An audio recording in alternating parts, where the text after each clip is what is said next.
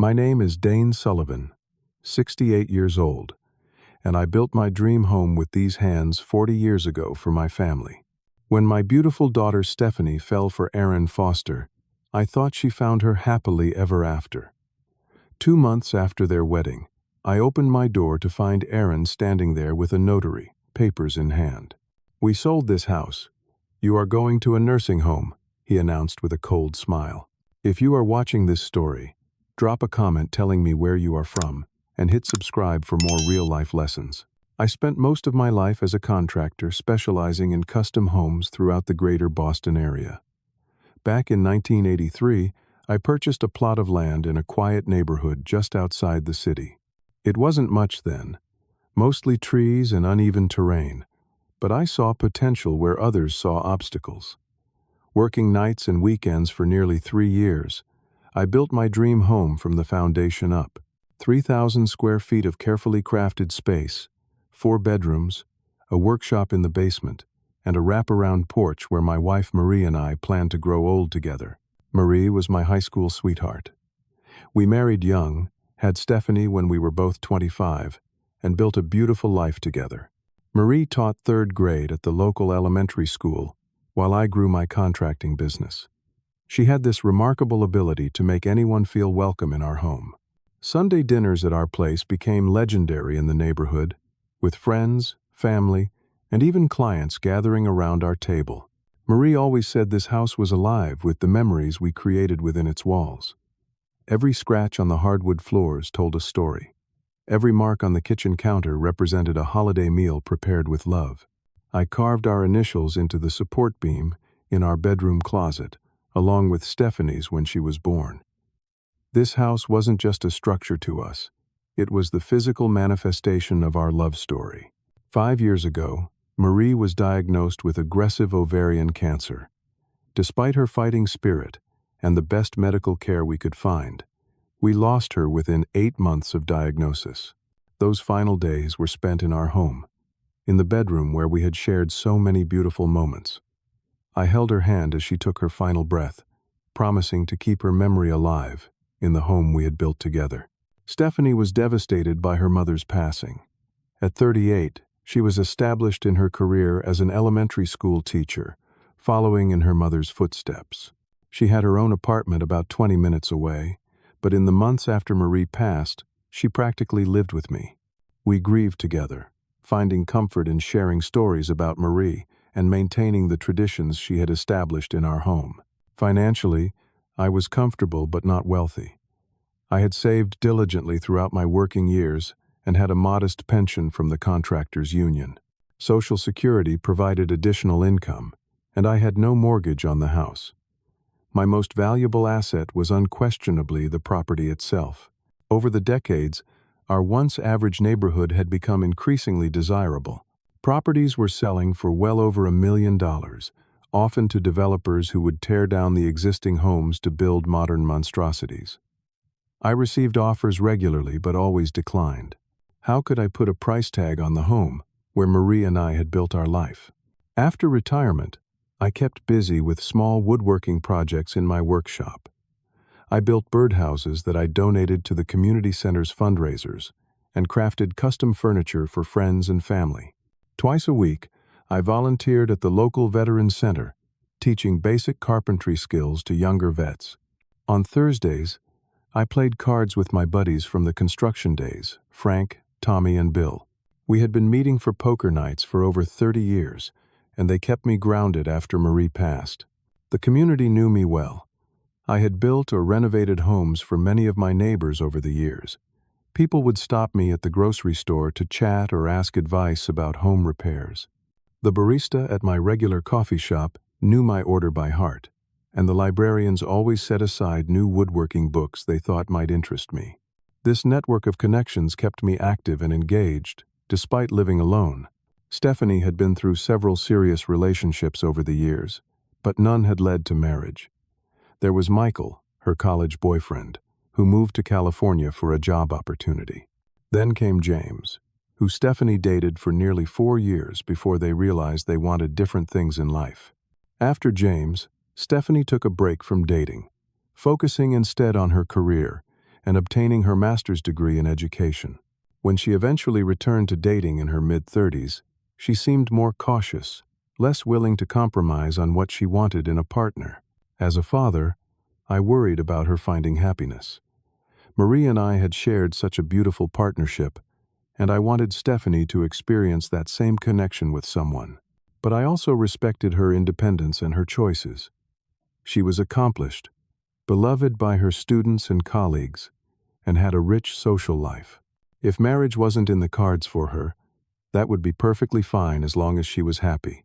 Little did I know that her choice of partner would eventually threaten everything I had built, literally and figuratively, over my lifetime.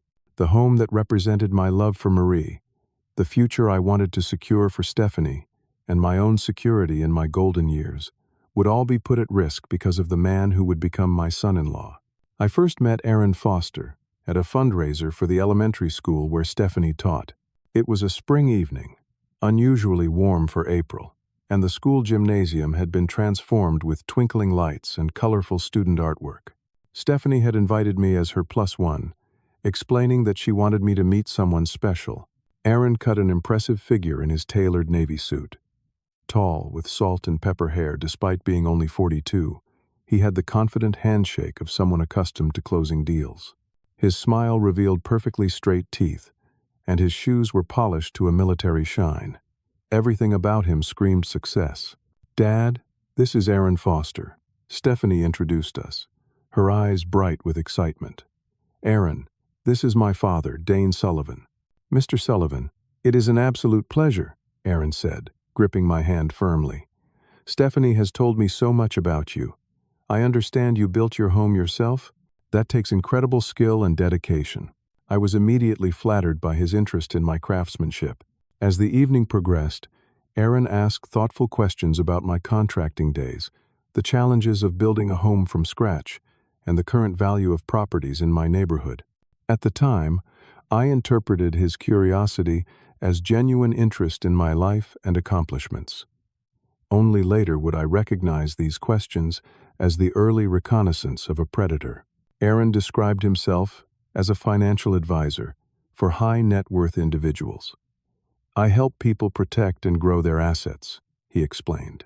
"Many of my clients are preparing for retirement or looking to establish generational wealth for their families." When I asked how he and Stephanie had met, he described bumping into her at a coffee shop near her school. "I spilled my coffee all over her stack of papers," he laughed. "I felt so terrible that I insisted on buying her dinner to make up for it.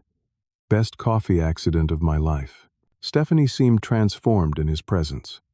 My typically independent, level-headed daughter giggled at his jokes and looked to him for approval before speaking. I had never seen her behave this way with previous boyfriends, and while part of me was concerned by this change, another part was simply happy to see her so enamored. Their courtship was a whirlwind. Within weeks, Stephanie was spending most evenings with Aaron. By the third month, she was talking about moving into his downtown condo. And after only 4 months of dating, Aaron proposed during a weekend trip to Cape Cod. He had a photographer hiding in the dunes. "Dad," Stephanie gushed, showing me the professional engagement photos. "He had the whole thing planned perfectly. The ring was his grandmother's." The speed of their relationship raised alarm bells for me and for Stephanie's close friends. Her best friend Natalie called me one evening, concerned.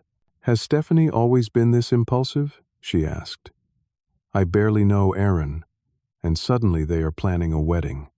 Something feels off, Mr. Sullivan." I shared her concerns but treaded carefully when discussing them with Stephanie.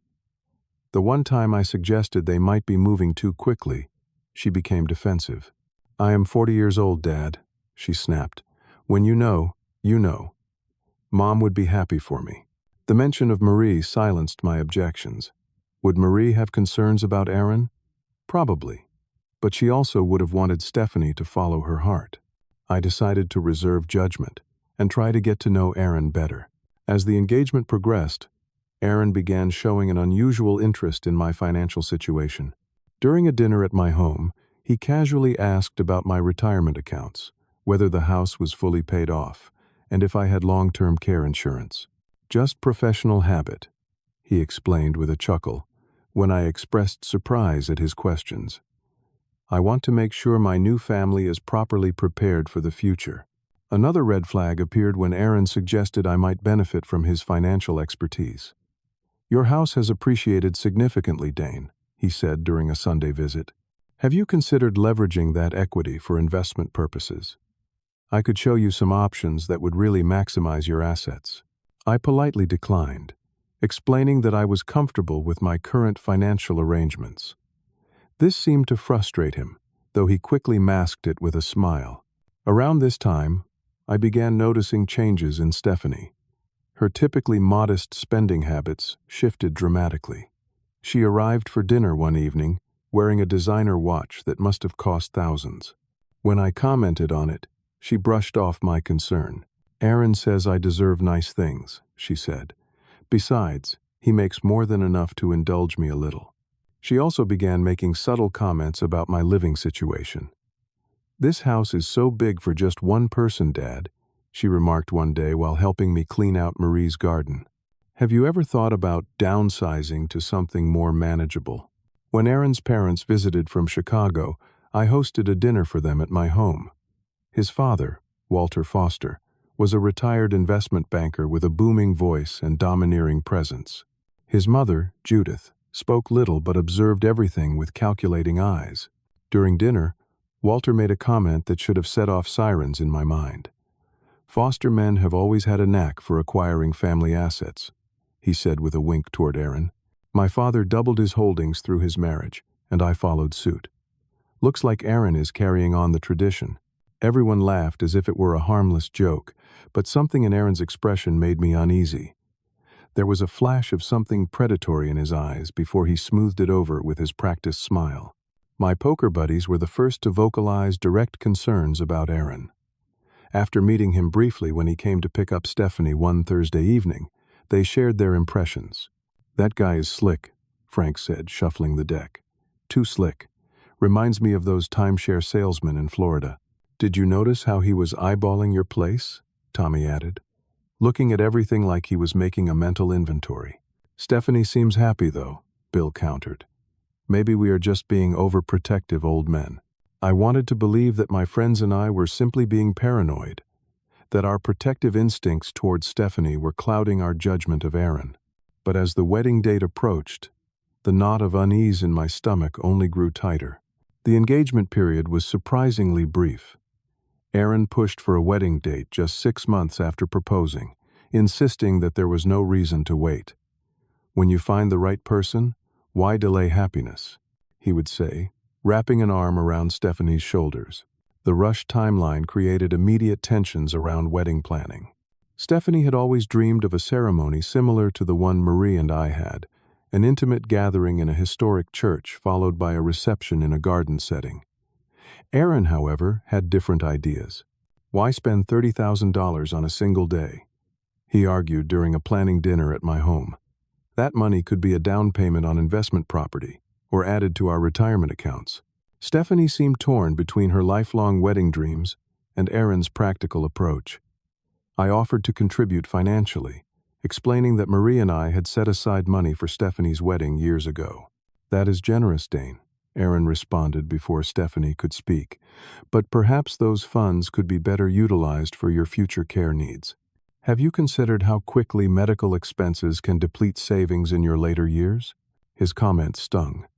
At 68, I was in excellent health, still capable of climbing ladders to clean gutters and spending hours working in my workshop. The implication that I needed to worry about care needs felt deliberately undermining. As wedding preparations continued, Stephanie became increasingly secretive about financial matters. When I asked about their honeymoon plans, she vaguely mentioned Aaron was handling all those details. When I inquired about where they planned to live after the wedding, she deflected, saying they were exploring options.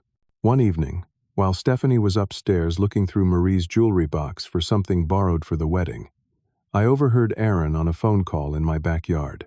He spoke in hushed tones, but the spring breeze carried fragments of his conversation to where I stood near the open kitchen window. The old man's property is worth at least 1.2, I heard him say. Once we secure the deed, Yes, I know the market. Just a few months of careful management. He will not be an issue much longer. A chill ran through me despite the warm evening. Was he talking about my home? About me?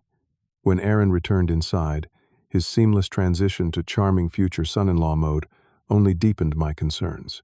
That night, after they left, I began quietly investigating Aaron's background. I started with a simple internet search, which revealed a LinkedIn profile listing his current position at Foster Financial Advisors and several previous employers. The frequency of job changes was the first red flag, with Aaron rarely staying at any firm longer than 2 years. I reached out to my nephew Jackson, who worked in the financial technology sector, asking if he could discreetly look into Aaron's professional reputation. Jackson's findings were troubling. "Uncle Dane, this guy has complaints filed against him with the Financial Industry Regulatory Authority," Jackson reported over the phone. Nothing that resulted in formal action, but multiple clients claimed he misrepresented investment opportunities and pressured elderly clients to liquidate stable assets for riskier investments.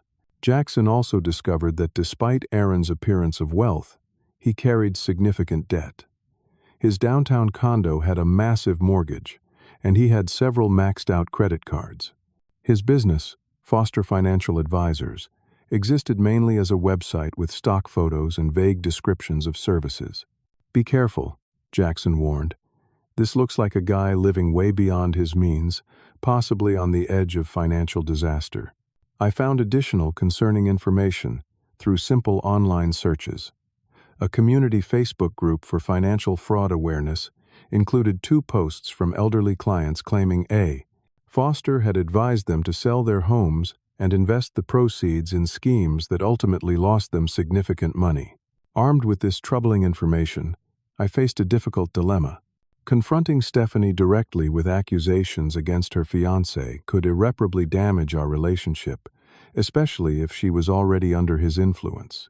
Yet staying silent might lead to consequences I would regret forever. I decided to take a measured approach, inviting Stephanie for lunch alone at her favorite cafe. Without mentioning my research, I gently raised concerns about the pace of their relationship and Aaron's intense interest in my financial affairs. "Dad, you always taught me to be independent and make my own decisions," she responded defensively. "Now when I have found someone who appreciates me and wants to build a future with me, you are looking for problems. Aaron asks about your finances because he cares about our family's security. He wants to make sure you are protected in your older years." Her response was reasonable on the surface, but something in her tone suggested she was repeating lines she had been fed rather than speaking from her heart. The Stephanie I knew valued transparency and thoughtful decision-making, not rushed life changes and financial secrecy. As the wedding date approached, Aaron's suggestions about my house became more frequent and direct. "This place is really too much for one person to maintain," he would comment while inspecting my property. "All these stairs could become dangerous as you age." One Saturday morning, Aaron arrived unannounced with a contractor I had never met. "Dane, this is my friend Paul. He is a home inspector. I thought it might be good to get a professional assessment of what updates might be needed here. You know, for safety reasons." I firmly declined the inspection, explaining that as a former contractor myself, I was well aware of my home's condition. Aaron appeared frustrated but quickly masked it.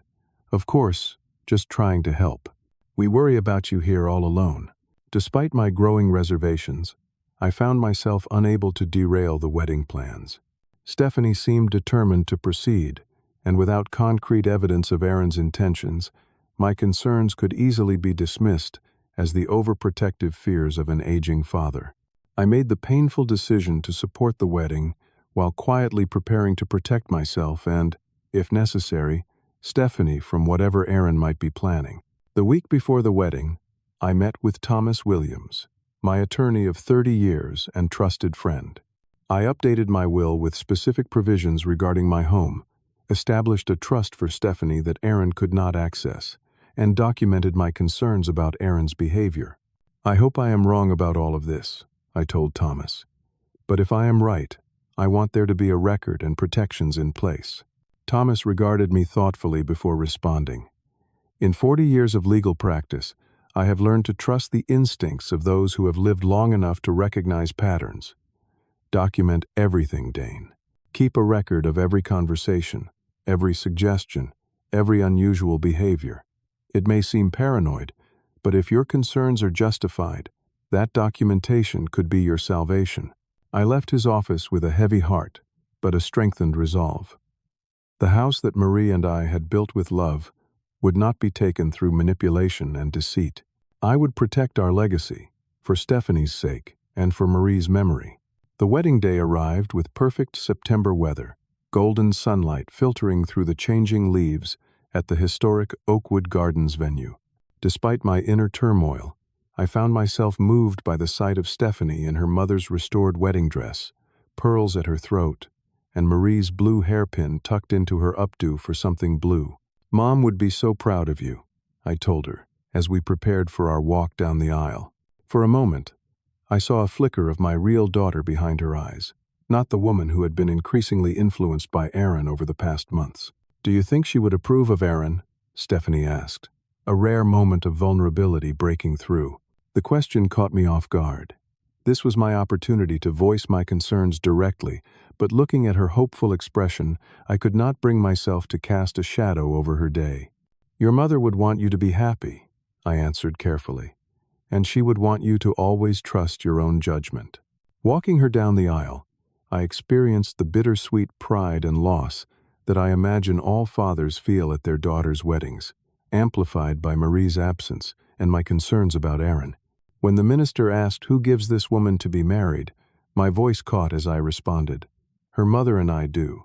I felt Marie's presence strongly in that moment, and silently promised her I would continue to watch over our daughter. During the reception, Aaron gave a toast that initially seemed charming, but contained undertones that heightened my suspicions. "To my beautiful bride and her generous father," he said, raising his glass. "Thank you for welcoming me into your family and sharing all that you have built together. I look forward to joining our lives, our futures, and yes, our assets as we build the next chapter." The guests laughed appreciatively, but the emphasis on assets felt deliberate and calculating. Later, while Stephanie was dancing with her uncle, I overheard a conversation between Aaron and his college friend Brad near the bar. "Phase 1 complete," Brad said quietly, clinking glasses with Aaron.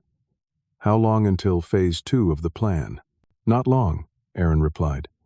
"The old man trusts me now. A few months of careful management, and everything transfers smoothly. Just need to document some cognitive decline, establish a pattern of concern from family members." "And Stephanie? She is on board?" Aaron's laugh was cold. "She sees what I want her to see. By the time she understands the full picture, it will be too late to change course." I slipped away before they noticed me, my worst fears confirmed. Aaron was not only targeting my property, but was manipulating my daughter as part of his scheme. I retreated to a quiet corner of the venue, fighting waves of anger and betrayal. This was supposed to be a day of celebration, of welcoming a new member into our family. Instead, I was witnessing the first stage of a calculated plan to strip away everything I had built. Stephanie and Aaron departed the next morning for a 2-week honeymoon in the Greek islands. During their absence, I took decisive action. I installed discreet security cameras throughout my home, focusing on areas where financial discussions might occur. I moved important documents from my home office to a safe deposit box at my bank. I met again with Thomas to establish a power of attorney that would be difficult to override without clear evidence of incapacitation. "This is unusual preparation, Dane," Thomas noted as we reviewed the documents. "Are you certain Aaron poses such a threat?" "I hope I am wrong," I replied. But I heard him explicitly discussing a plan to document cognitive decline and transfer my assets. I will not be caught unprepared. When the newlyweds returned from their honeymoon, I immediately noticed changes in Stephanie. The daughter who had called me daily throughout her adult life now went days without contact. When they did visit, Stephanie seemed subdued, deferring to Aaron on most topics, and watching him anxiously for approval before speaking. Their visits to my home took on an uncomfortable quality. Rather than relaxed family gatherings, they felt like inspections. Aaron would walk through rooms, opening closets and commenting on maintenance issues. These ceiling spots indicate potential roof leaks, he would observe. This kind of repair can be extremely costly for seniors on fixed incomes. One Sunday afternoon, Aaron arrived with another unfamiliar man in tow. "Dane, this is Calvin Matthews, an excellent contractor who specializes in home modifications for aging in place. I thought he could give us some estimates on making this house safer for you." Before I could object, Aaron was leading Calvin through my home, pointing out areas that could be problematic for someone with mobility issues. I followed them, increasingly angry at the invasion and presumption. "Aaron," I finally interrupted as he discussed removing walls to create a ground-floor bedroom. "I appreciate your concern, but I have no need for these modifications. As a former contractor, I am quite capable of assessing my own home's safety." Aaron exchanged a meaningful glance with Calvin before responding. "Of course, Dane. We just worry. Stephanie mentioned you seemed confused about your medication schedule last week. These small lapses can be early warning signs, you know." This fabrication was outrageous. I had been on the same blood pressure medication for years, never once missing or confusing a dose. When I confronted Stephanie about this claim later, she became flustered. "Dad, I might have mentioned you forgot to take your pills when we had lunch," she said unconvincingly. "Aaron is just concerned about your well-being. We both are." The gaslighting continued over subsequent weeks. Brochures for assisted living facilities began appearing on my coffee table after their visits. Aaron would rearrange items in my home and then express concern when I could not find things. He began speaking to me in a louder, slower voice, as though I had developed hearing problems. Most disturbing was Aaron's attempt to isolate me from my support network. He suggested to my poker friends that our weekly games might be too stimulating for me. He intercepted calls from my sister in Florida, telling her I was resting and could not come to the phone. He even contacted the Veterans Center where I volunteered, expressing concern that the work might be too taxing for me. My friends were not easily fooled. Frank showed up at my door one morning, concerned after Aaron had canceled our poker night on my behalf. "What is going on, Dane?" he asked bluntly. "Tommy got a call from Aaron saying you were confused and agitated during card games. We have played together for 30 years, and I have never seen you confused about anything except maybe Tommy's wild betting strategies." I confided in Frank about my suspicions, showing him the security cameras I had installed and sharing the conversations I had documented. Frank's expression grew increasingly grim. "This is elder abuse, plain and simple," he declared. "My brother-in-law went through something similar with his stepdaughter. You need to contact Adult Protective Services and the police." "I need more evidence first," I explained. "Right now, it is my word against theirs. Aaron is careful, never making explicit threats when he knows he could be overheard. I need to catch him in the act." The opportunity came sooner than expected. One afternoon, Stephanie arrived alone, visibly upset. After some gentle prompting, she broke down in tears. "Dad, Aaron thinks you need professional care," she confessed. "He says your home is not safe, that you are showing signs of early dementia. He wants to talk to you about moving to Golden Meadows Retirement Community." Golden Meadows was a nursing home, not a retirement community, a facility for those requiring round-the-clock medical supervision. The suggestion was preposterous given my health and independence. "And what do you think, Stephanie?" I asked, studying her closely. She hesitated, conflict evident in her expression. "I do not know what to think anymore. You seem fine to me, the same as always. But Aaron says there are signs I am missing because I cannot be objective about my father. Do you trust Aaron?" I pressed. "Completely. Without reservation?" Her hesitation spoke volumes. "I want to," she finally answered. "I should. He is my husband. Trust has to be earned, not given automatically because of a title," I told her gently. "I have seen Aaron's true intentions, Stephanie. He wants this house, and he is willing to manipulate both of us to get it." She left that day still conflicted, but with seeds of doubt planted about Aaron's motives. The next morning, I found evidence that strengthened my case dramatically. My security cameras captured Aaron entering my home using a key I had not provided, searching through my office, and photographing financial documents.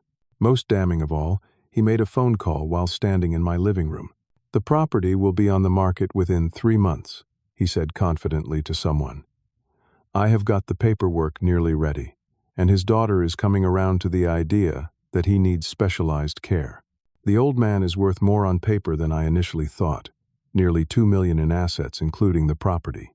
This was the evidence I needed. I contacted Detective James Williams at the police department, a specialist in elder fraud cases whom Thomas had recommended. Detective Williams reviewed my security footage, documented conversations, and the background information I had gathered on Aaron. "This is unfortunately common, Mr. Sullivan," he explained during our meeting. "Predators target older homeowners, especially those with valuable properties and limited family connections. Usually they move more slowly. But Mr. Foster seems unusually aggressive in his timeline. My daughter is being manipulated too," I emphasized. "She is as much a victim as I am." Detective Williams nodded understanding. "We see that frequently. The perpetrator isolates the elder from family, then convinces remaining family members that the victim requires institutional care due to cognitive decline. It is an effective strategy because most people want to believe they are doing what is best for their loved one." Together, we developed a plan to catch Aaron in the act. Detective Williams provided me with information about my legal rights and helped me prepare for the confrontation that seemed increasingly inevitable. The final piece of evidence came when I discovered falsified documents in Aaron's briefcase, which he had left behind during a visit. The papers included a power of attorney form with what appeared to be my signature, though I had never signed such a document, and preliminary sale agreements for my property. I immediately provided copies to Detective Williams and Thomas, who confirmed the signatures were forgeries. "He is accelerating his timeline," Thomas warned. "Be prepared for him to make his move soon." I did not have long to wait. Just 2 days later, Aaron would arrive at my door with a notary and his ultimatum, setting in motion the confrontation that would expose his true nature to Stephanie and everyone else. In the weeks following the wedding, Aaron began implementing what I now recognized as a systematic campaign to question my competence and independence. What started as subtle suggestions about my home being too much to manage escalated to more direct interventions in my daily life. One Tuesday morning, I answered a knock at my door to find a woman who introduced herself as Dr. Patricia Linden, a geriatric care specialist. "I understand you have been experiencing some memory issues," she said pleasantly. "Your son-in-law arranged for me to conduct an evaluation." I politely but firmly sent her away, explaining there had been a misunderstanding. When I called Aaron to confront him about this intrusion, he expressed exaggerated concern. "Dad," he said, using the familial term that always felt wrong coming from him, "Stephanie and I have noticed you repeating the same stories, forgetting appointments. It is nothing to be ashamed of, but a professional assessment would give us all peace of mind." I had forgotten no appointments, repeated no stories. These were fabrications designed to create a narrative of decline where none existed. The strategy became even more apparent when brochures for various nursing homes began appearing in my mail, each one marked with highlighted passages about memory care units and cognitive support services. The most disturbing incident occurred when Stephanie visited alone one afternoon. Tearfully, she confessed that Aaron had convinced her I needed professional care. "He says you left the stove on overnight last week," she explained, her voice wavering, "and that you seemed disoriented during our Sunday visit, that you could not remember Uncle Robert's name." These were outright lies. I had not used the stove that week, preparing only microwave meals and sandwiches, and I had clearly referred to her mother's brother by name during their visit, even discussing his recent move to Arizona. "Stephanie," I said gently, taking her hands in mine, "none of that happened. Aaron is creating these stories to convince you I cannot live independently. Ask yourself why he would do that." Confusion and doubt clouded her expression. But why would he lie about something so serious? "Because this house is worth over $1 million, I answered simply. "And Aaron has significant financial problems he has hidden from you." Her expression hardened. "That is a terrible accusation, Dad. Aaron loves me. He would not marry me just to get to your house." "I hope you are right," I replied. "But I need you to start paying closer attention to what is actually happening, not what Aaron tells you is happening." She left upset, caught between loyalty to her new husband and the growing evidence that something was deeply wrong. I hated causing her pain, but the truth needed to emerge before Aaron could implement the next phase of his plan. That phase became clear when I discovered Aaron had been actively working to isolate me from my support network. My longtime friend Bill called one evening, concerned. "Dane, is everything all right? Aaron told me you were not up for our fishing trip this weekend because you were feeling confused and overwhelmed lately. That does not sound like you at all." Similar calls came from other friends, my sister in Florida, and even my doctor's office, which had received a call from Aaron suggesting I needed a cognitive assessment. Each person reported Aaron expressing exaggerated concern about my mental state, using nearly identical language about troubling signs of confusion and safety concerns. The isolation attempt extended to tampering with my mail. I began noticing delays in receiving bills and correspondence. When I installed a small camera overlooking my mailbox, I captured footage of Aaron removing items from my mail before Stephanie could see them. This explained why my sister's birthday card had never arrived and why my property tax bill had mysteriously disappeared, leading to a late payment for the first time in 40 years. Most concerning was Aaron's attempt to gain control of my finances. He began offering to simplify my bill payments by setting up automatic withdrawals that he would manage. He suggested consolidating my accounts at his bank for easier oversight. When I declined these offers, he became increasingly frustrated, though he continued to mask it with expressions of concern. "We just want what is best for you," became his constant refrain. The collective we implying Stephanie fully supported his interventions. My investigation into Aaron's background continued to yield troubling information. Through careful questioning of mutual acquaintances, I learned Aaron had serious gambling debts at casinos in Connecticut. His financial advisory business was largely a facade, with few actual clients and multiple complaints filed with regulatory agencies. Most disturbing was the pattern that emerged of Aaron targeting wealthy older individuals, offering financial services that ultimately benefited only himself. Through my attorney Thomas, I discovered Aaron had previously been involved in a lawsuit with former clients, an elderly couple who alleged he had pressured them to liquidate stable investments and place the funds in high-risk ventures in which he had undisclosed interests. The case had been settled out of court with a non-disclosure agreement, effectively burying the information from public view. Armed with mounting evidence of Aaron's true character and intentions, I arranged a meeting with Detective Williams, who specialized in elder fraud cases. I brought my documentation, including security footage, mail tampering evidence, and the background information I had gathered. "This is a clear pattern of attempted financial exploitation," Detective Williams confirmed after reviewing my materials. "The isolation, the false claims of cognitive decline, the attempts to gain control of your finances, these are classic tactics in elder fraud cases." "What about my daughter?"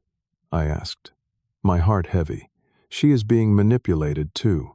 "Often the perpetrator will use family members as unwitting accomplices," he explained. "Based on what you have described, your daughter is another victim here, not a willing participant in the fraud. We developed a plan to gather conclusive evidence and protect both my assets and my daughter. Detective Williams advised me to continue documenting everything while they built their case. He connected me with Adult Protective Services, who provided additional resources and legal protections. The most important thing, Detective Williams emphasized, is to maintain your safety while we complete our investigation. If Mr. Foster realizes you are onto him, he might accelerate his timeline or change tactics." I nodded, understanding the delicate balance required. I need to protect myself without alienating my daughter. She needs to see the truth about Aaron on her own terms. The detective's words proved prophetic. Within days of our meeting, Aaron's behavior shifted dramatically. He began pressuring Stephanie to convince me to grant him power of attorney for my own protection. He scheduled appointments with elder care attorneys without my knowledge or consent. He even brought real estate agents to drive by my property, assessing its market value while claiming they were just friends dropping by. The most brazen move came when I discovered Aaron had drafted a document transferring ownership of my home into a trust that he would control as trustee. The document, which I found in a folder he left behind after a visit, included a forged signature that barely resembled my own. I immediately provided this evidence to Detective Williams and secured the original document in my safe deposit box. 2 days later, Aaron made his boldest move yet. He arrived at my home with a document he claimed was a routine update to my will that Stephanie wanted me to sign. When I carefully reviewed it instead of signing immediately, I discovered it was actually a guardianship petition that would give Aaron control over my personal and financial decisions due to alleged cognitive impairment. "This is not a will update," I confronted him, watching his expression shift from confident to alarmed. "This is a guardianship petition based on false claims about my mental capacity." "Dane, you are confused," he said smoothly, recovering quickly. "This is exactly what I mean about your declining comprehension. This is a standard estate planning document that Stephanie and I thought would help organize your affairs."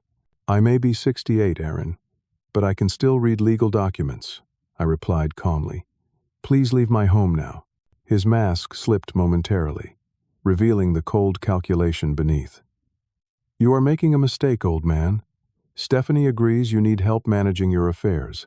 Do not make this more difficult than it needs to be." After he left, I immediately called Detective Williams to update him on this escalation. "He is getting desperate," the detective observed. "That is when these perpetrators make mistakes.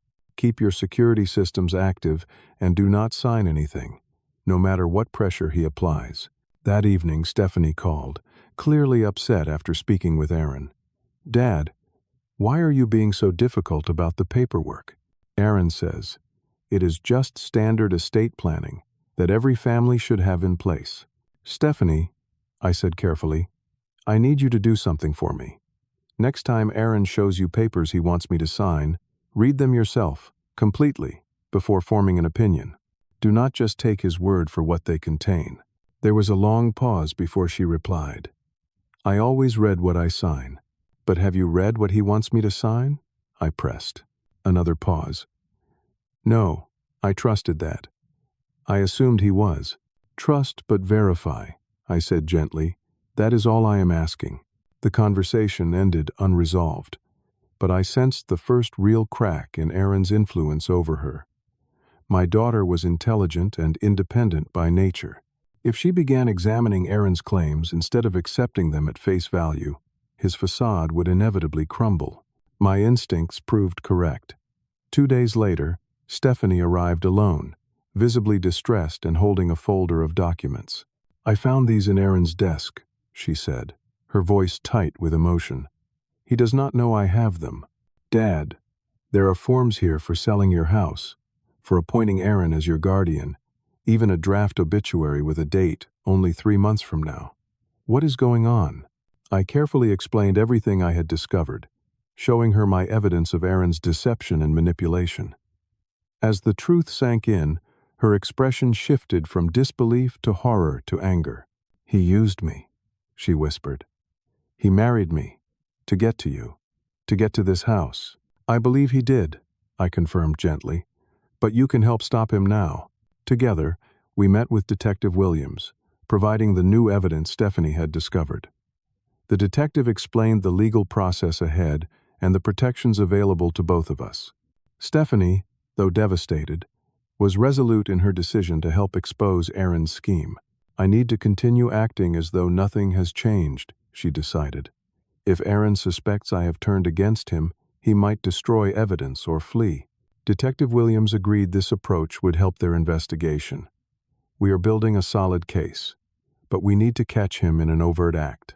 Right now, he could claim these were just contingency plans, or that he was genuinely concerned about Mr. Sullivan's welfare. The opportunity to catch Aaron in an undeniable act of fraud came sooner than any of us anticipated. The very next day, he contacted me with news that he had found a solution to everyone's concerns. "I will be stopping by tomorrow morning with some paperwork that will secure your future care," he informed me by phone.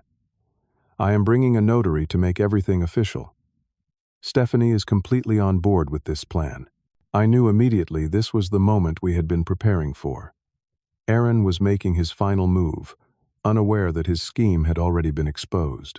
After consulting with Detective Williams, we set our counter-plan in motion, ready for the confrontation that would reveal Aaron's true nature once and for all. The morning of the confrontation, I woke before dawn.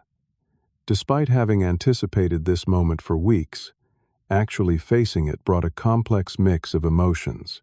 Anger at Aaron's betrayal, grief over what Stephanie was enduring, determination to protect what Marie and I had built, and beneath it all, a deep sadness that our family had been infiltrated by someone with such calculating malice.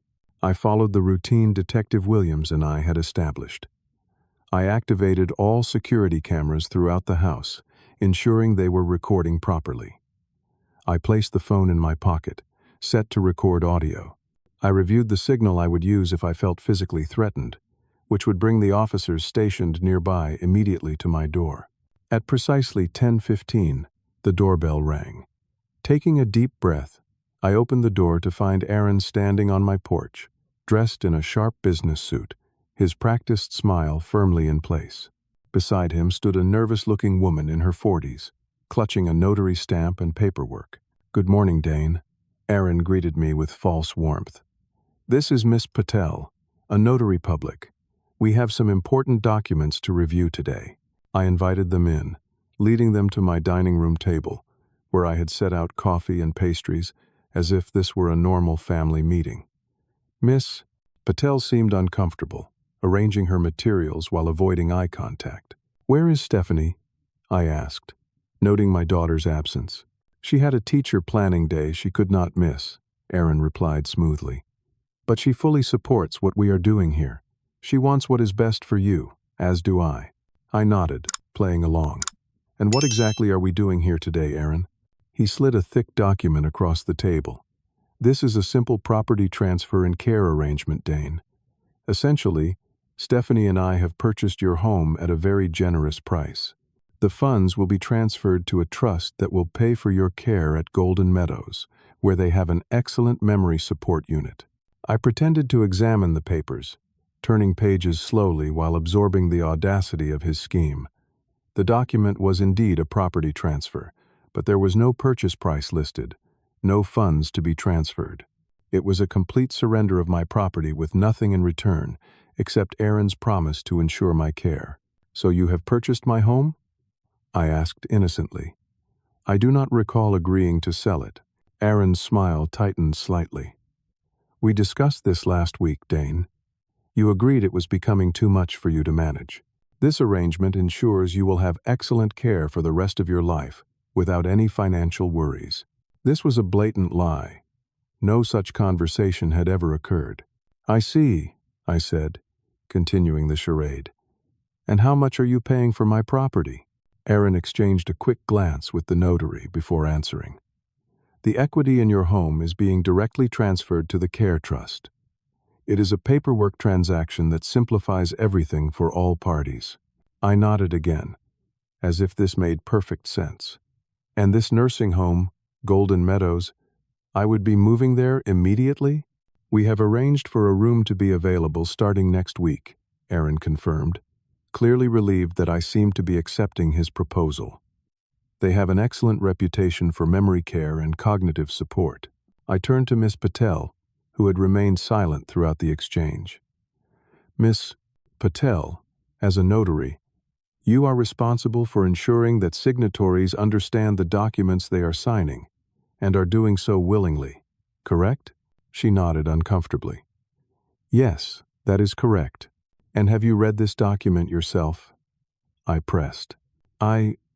Well, I was told it was a standard property transfer," she stammered. "Would you please read page 3, paragraph 2? I requested politely. She hesitantly took the document and located the section I had indicated. Her expression changed as she read the clause aloud. The transferor, Dane Sullivan, hereby acknowledges his inability to manage his personal and financial affairs due to cognitive impairment and voluntarily surrenders all property rights and decision-making authority to Aaron Foster, who shall have sole discretion regarding the transferor's residence, medical care, and financial assets. The notary looked up, clearly troubled. Mr. Foster, you told me this was a standard real estate transaction between family members. Aaron's facade began to crack. It is a comprehensive care arrangement. Mr. Sullivan has been experiencing significant memory issues. His daughter and I are simply ensuring his proper care. The moment had come. I stood up, looking Aaron directly in the eyes as I delivered the line I had rehearsed. We have just sold this house. You are going to a nursing home. These were the exact words Aaron had just been trying to enforce upon me, thrown back at him as a reminder of his own scheme. Then I continued with my prepared response. Perfect, but let us stop at the police station first. They are very interested in what I sent them about you. The color drained from Aaron's face. What are you talking about? What did you send to the police? Evidence of attempted elder fraud, identity theft, mail tampering, and forgery. For starters, I replied calmly, I have been documenting your scheme for months, Aaron. Every conversation, every falsified document, every lie about my cognitive state. Aaron's expression transformed from confusion to rage. You senile old fool, he snarled, abandoning all pretense. No one will believe you over me. I am a respected financial advisor with connections throughout this community. Actually, came a voice from the doorway, we find Mr. Sullivan extremely credible. Stephanie stood there, alongside Detective Williams and another officer. They had entered silently through the back door as planned, waiting for Aaron to reveal his true intentions. Stephanie, Aaron gasped, immediately attempting to recompose himself. This is not what it looks like. Your father is confused, twisting things around. Stop lying, Aaron, Stephanie responded, her voice steady despite the pain evident in her eyes. I have seen all the evidence. The forged documents, the falsified reports about my father's mental state, your plans to sell our family home without any actual payment. The notary, Miss Patel, had risen from her seat, gathering her materials quickly. I want no part of this, she declared. This appears to be fraud, and I will not notarize any such documents. Aaron's desperate gaze darted between us, calculating his options and finding none. This is a family misunderstanding, he insisted. There has been no fraud, only miscommunication. Detective Williams stepped forward, his expression professional but stern. Mr. Foster, we have substantial evidence indicating you have engaged in a systematic attempt to defraud Mr.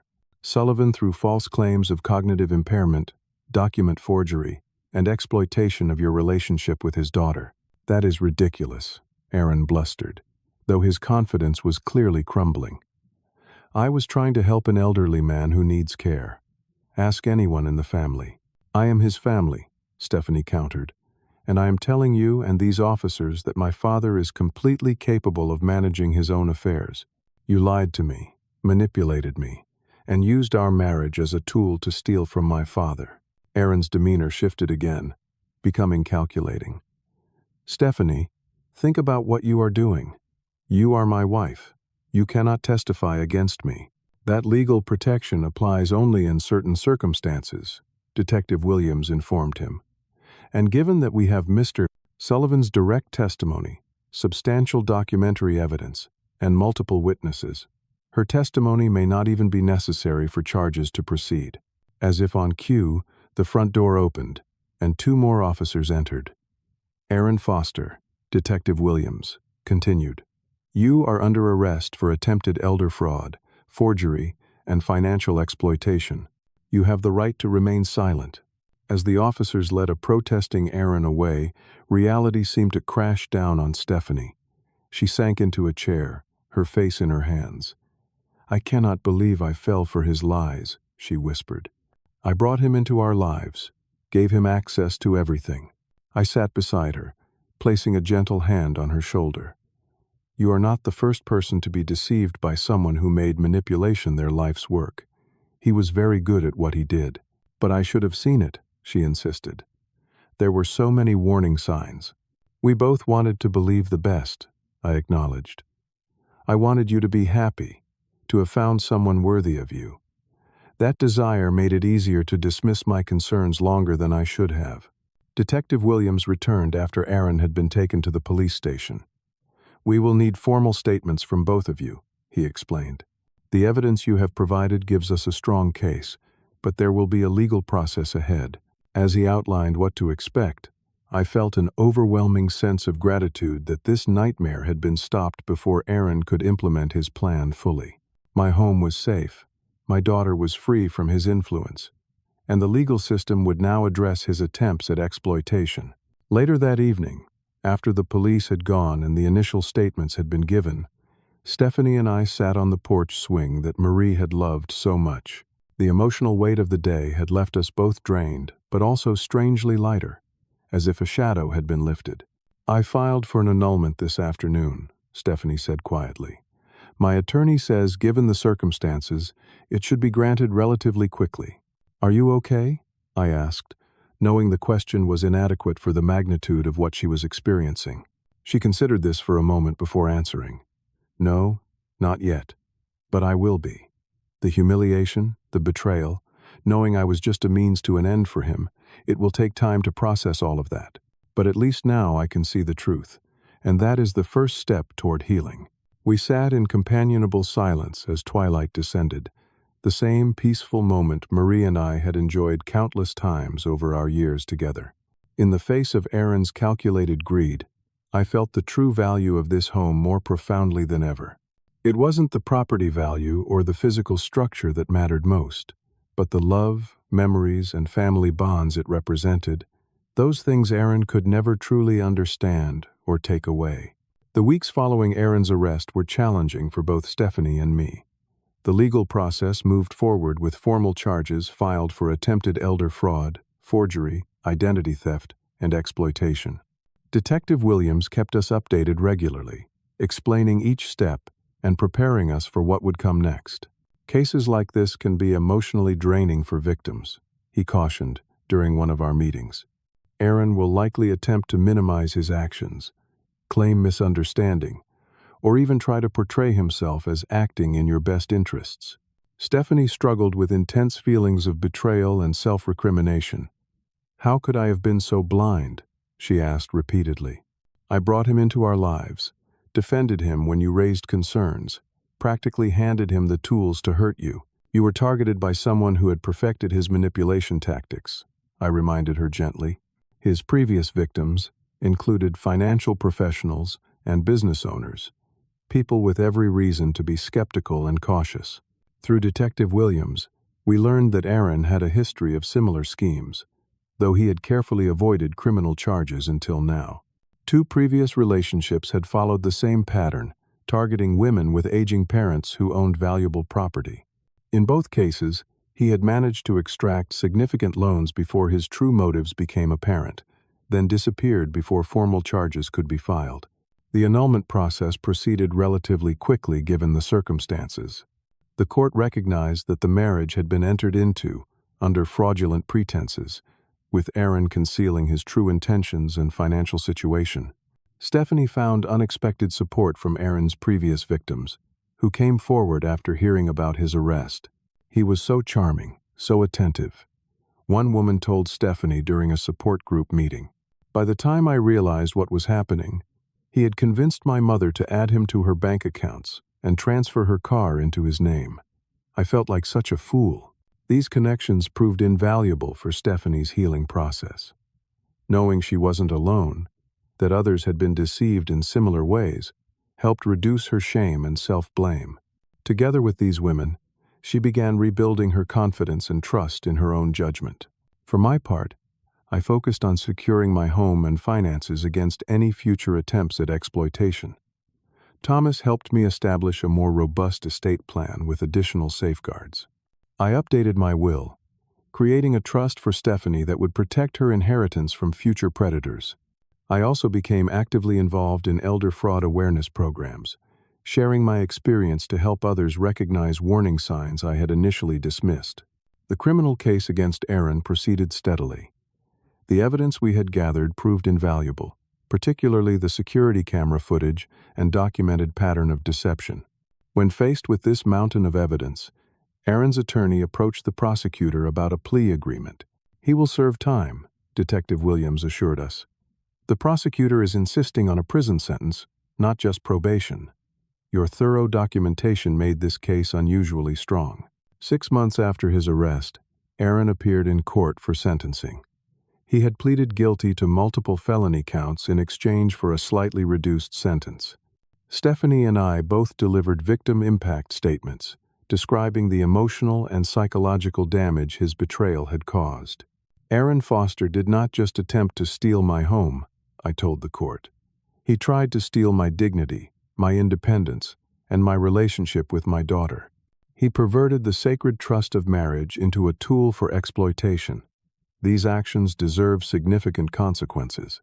The judge sentenced Aaron to 6 years in state prison, along with restitution payments to previous victims and a permanent ban from working in financial services.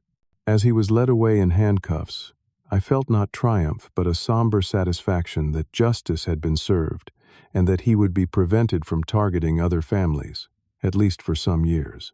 The house that had been the target of Aaron's scheme became a sanctuary for healing.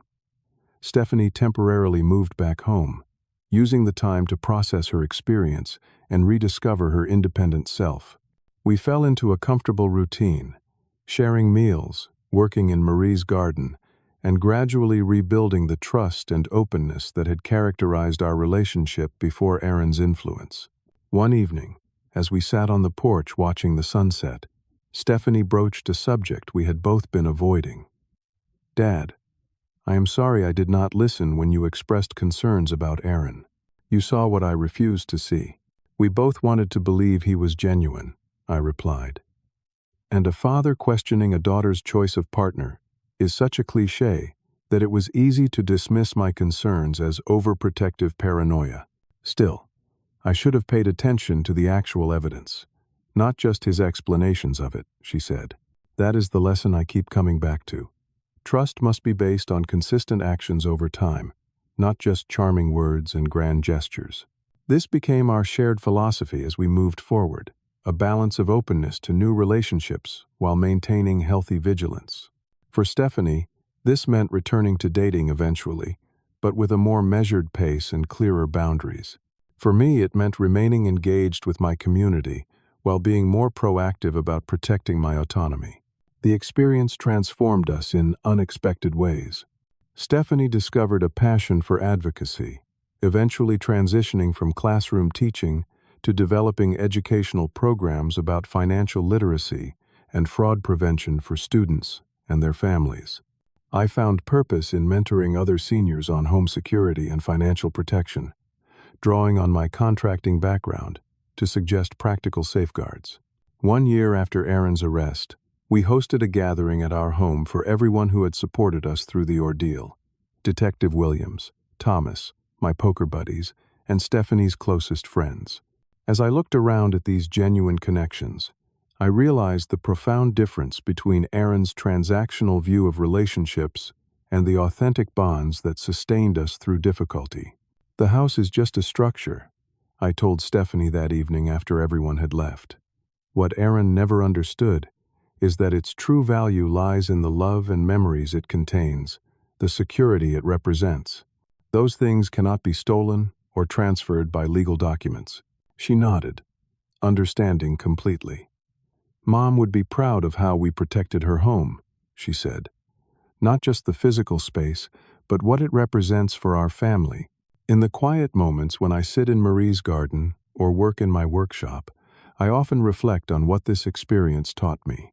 The lesson wasn't to become cynical or distrustful, but rather to recognize that true relationships are built on respect, honesty, and shared values, not on superficial charm or material interests. The vigilance I now practice isn't born of fear, but of self-respect. I value what Marie and I built together enough to protect it. Not just the property, but the legacy of love and family it represents. And I've learned that it's possible to be both trusting and prudent, open-hearted and clear-eyed. Stephanie eventually moved back to her own apartment, but our relationship emerged stronger than before. We talk daily, enjoy weekly dinners together, and approach life's challenges as a team. The ordeal with Aaron, painful as it was, ultimately reinforced what matters most: the authentic bonds between people who truly care for each other's well-being. As for the house that Aaron coveted so desperately, it continues to be a home filled with life and love.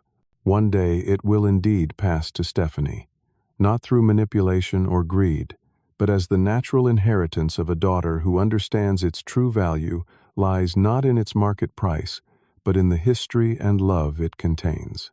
If there is one thing I would want others to take from my experience, it is this: protect what matters to you, but do not let the fear of betrayal close your heart to genuine connections. Trust wisely, verify respectfully, and value those who demonstrate through consistent actions that they deserve a place in your life.